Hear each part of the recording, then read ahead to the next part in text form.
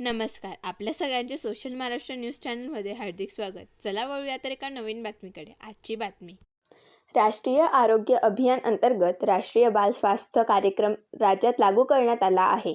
बालकांच्या आरोग्याची तपासणी तसेच आजारांवर वेळीच उपचार करून संदर्भ सेवा देणे हा मुख्य उद्देश डोळ्यासमोर ठेवत राज्य सरकारने 0 ते 18 वर्षे वयोगटातील मुलांची तपासणी या कार्यक्रमात केली जात असते. त्या अनुषंगाने धुळ्यात अंगणवाडी स्तरावरील 0 ते 6 वयोगटातील सर्व विद्यार्थ्यांची तसेच शासकीय व निमशासकीय शाळांमधील 7 ते 18 वर्षे वयोगटातील सर्व लाभार्थी विद्यार्थ्यांची तपासणी यात केली जात आहे.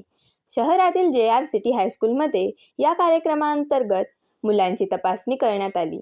जिल्ह्यात एकूण 29 पथके तयार करण्यात आली आहे.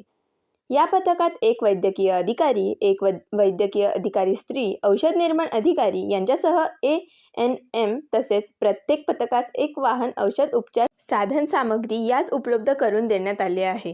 मी डॉक्टर सोपान मंगेश पाटील, RBSK मुख्य वैद्यकीय अधिकारी.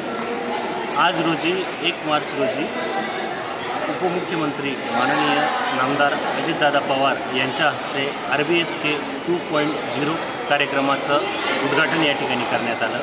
या कार्यक्रमाचं मुख्य उद्दिष्ट हेच आहे की हा कार्यक्रम जनसामान्यांपर्यंत पोहोचावा व राष्ट्रीय बाल स्वास्थ्य कार्यक्रम म्हणजे 0 ते 18 वर्ष वयोगटातील मुलांची आम्ही शाळेत जाऊन नियोजित शाळा किंवा आश्रमशाळा असतील यांची आम्ही तपासणी करत असतो.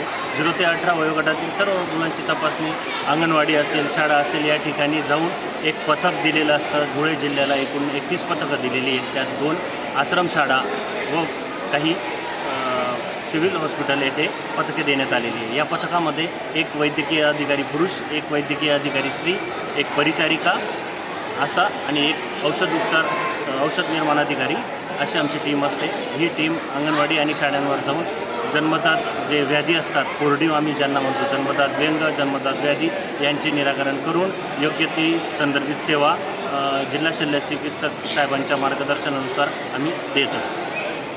बातमी आवडल्यास चॅनलला लाईक व सबस्क्राईब करा व दररोज अशा नवनवीन बातम्या पाहण्यासाठी चॅनलला फॉलो करा. धन्यवाद.